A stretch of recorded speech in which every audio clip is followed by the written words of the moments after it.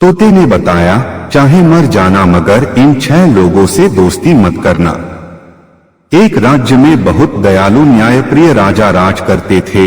राजा की न्यायप्रियता की चर्चा दूसरे राज्यों में भी होती थी। वह सभी के साथ न्याय करते थे, किसी को कोई कष्ट न पहुंचे इसका विशेष ख्याल रखते थे। मगर हैरानी की बात ये थी कि उनकी लोकप्रियता का कारण एक तोता था जिसे वह जान से ज्यादा प्यार करते थे। वह मनुष्य की तरह बात करता था। राजा को वह रोज ज्ञान की बातें बताया करता था। राजा भी दरबार में कोई फैसला देने से पहले तोते से सलाह लिया करता था। राजा का मानना था कि तोता पूर्व जन्म का कोई बहुत बड़ा ज्ञानी महात्मा है, वरना इतनी ज्ञान की बातें कोई पक्षी भला कैसे कर सकता है, खासकर उन फैसलों पर जहां राजा और राजा के मंत्री फैसला नहीं कर पाते हैं। वहां तोता बिना देर किए न्यायप्रिय और सटीक फैसला सुना देता है। एक दिन की बात है, 2 मित्र किसी राज्य से रोजगार के तलाश में राजा के नगर में प्रवेश किए। वह कई जगह गए, कई लोगों से रोजगार मांगा, मगर सबने काम देने से इनकार किया। कहा, तुम दोनों राजा के पास जाओ, राजा बहुत दयालु है, तुम दोनों को काम अवश्य दे देंगे। दोनों राजा से मिलने के लिए जा रहे थे। रास्ते में एक मंदिर था जहां दोनों दर्शन के लिए गए। वहां देखा कि एक स्त्री गहनों से लदी सिर झुकाए भगवान के मंदिर में प्रार्थना कर रही है। एक दोस्त तो सिर झुकाकर दूर से ही प्रार्थना करने लगा, मगर दूसरे के मन में कुविचार जगा।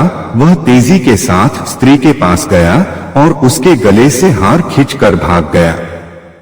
स्त्री तब भी पूजा में लीन रही और पीछे उसका पहला मित्र भी। पूजा के बाद स्त्री ने देखा कि उसके गले से हार गायब है और इस मंदिर में कोई अजनबी प्रार्थना कर रहा है। वह मंदिर सिर्फ रानी के लिए बना था और उसमें दूसरे का प्रवेश वर्जित था। वह औरत राजा की रानी थी। उसने देखा कि अजनबी पूजा करने का ढोंग कर रहा है, तो मंदिर के नीचे खड़े अंगरक्षकों को बुलाया और उसे गिरफ्तार करने का आदेश दिया। जब उसे रक्षकों ने पकड़ा तो हक्का बक्का रह गया, क्योंकि उसका मित्र वहां से गायब था। उसे राजा के दरबार में हाजिर किया गया।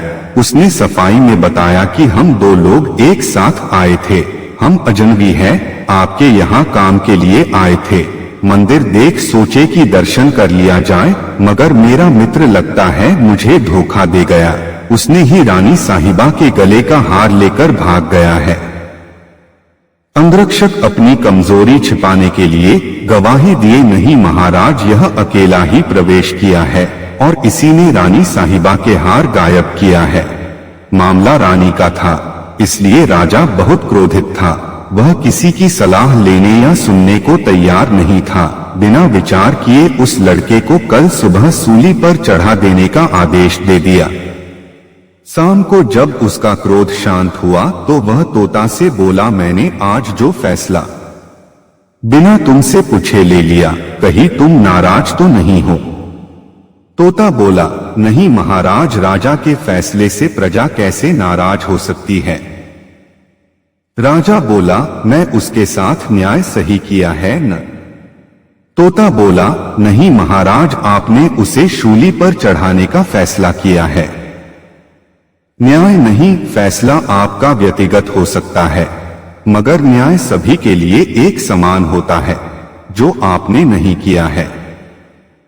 उस व्यक्ति की बात की जांच होनी चाहिए थी, उसके तथा कथित दोस्त की सच्चाई पता लगानी थी।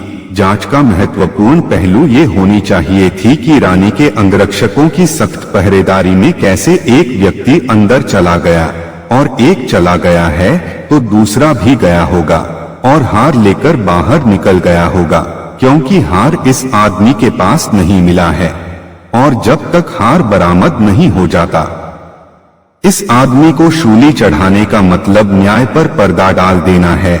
यही वह महत्वपूर्ण आदमी है जो अपने मित्र को पकड़वा सकता है।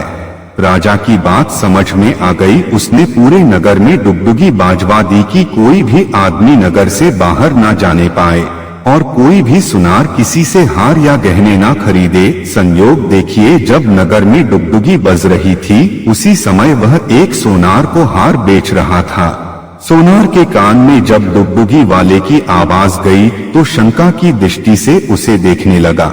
इससे पहले कि वहां से भाग पाता, सुनार ने बहुत चतुराई से उसे छुपाने की बात कहकर एक कमरे में बंद कर दिया और नगर रक्षकों को सूचित कर दिया। नगर रक्षक आए और उसे ले गए। सुबह राजा को अपने ही फैसले बदलने पड़े। पहले पकड़े गए को रिहा करना पड़ा। तोता ने राजा को बताया कि यह भोला भाला आदमी है, अपने दुष्ट मित्र के चक्कर में फंस गया। आठ, किसी को भी मित्र नहीं बना लेने चाहिए। किसी भी परिस्थिति में इन 6 को मित्र नहीं बनाने चाहिए। नंबर 1, घमंडी से। जिनके अंदर कूट कूट कर अभिमान या घमंड भरा हो, जो अहंकार के मद में चूर हो, वह दोस्ती के काबिल नहीं होते। जिस व्यक्ति में अपने धन का घमंड हो, ऊंचे पद का घमंड हो, गरिमा या रसूख होने का घमंड हो, उनकी दोस्ती एक तरफा होती है। जब तक उनकी मान बढ़ाई करो, खुशामद करो, झूठी प्रशंसा करो, तब तक तो ठीक, मगर कभी सच बोल दिए तो आपकी औकात बता देंगे। ऐसे लोग दोस्ती के नाम पर खतरा होते हैं, क्योंकि ये अपने घमंड के आगे दूसरों को कुछ नहीं समझते। नंबर 2, महामूर्ख।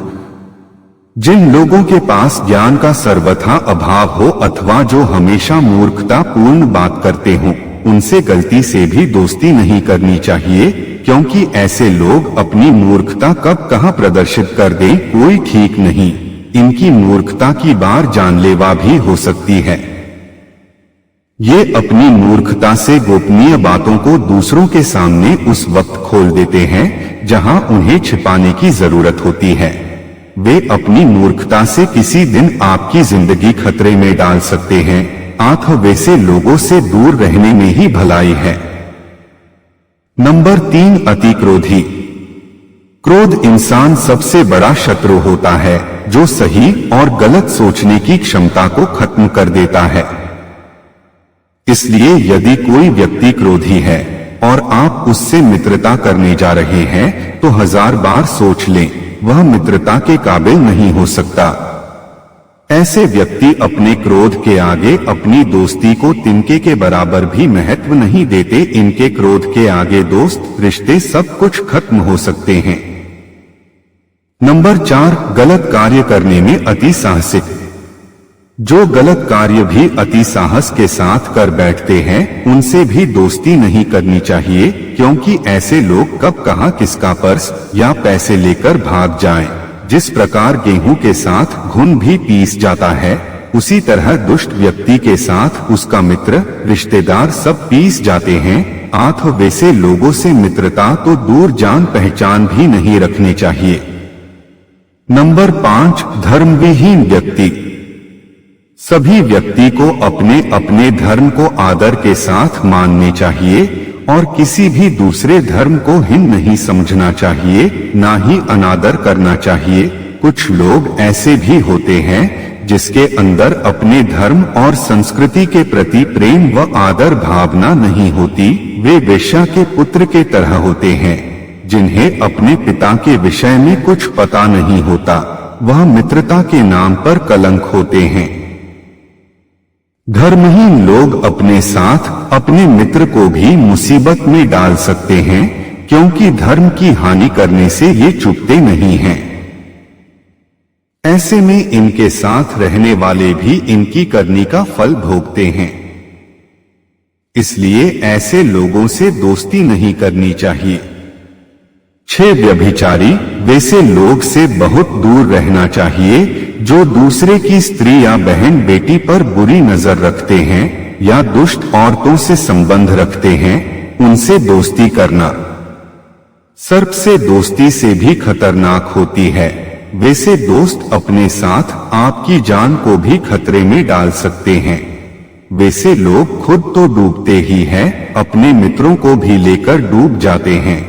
अगर आपको हमारी वीडियो अच्छी लगी हो तो हमारे चैनल को सब्सक्राइब करें, लाइक करें और कमेंट बॉक्स में राधे राधे जरूर लिखें। मात्र राधे राधे बोल देने से राधा रानी अपने भक्तों की हर मनोरथ पूरा कर देती है।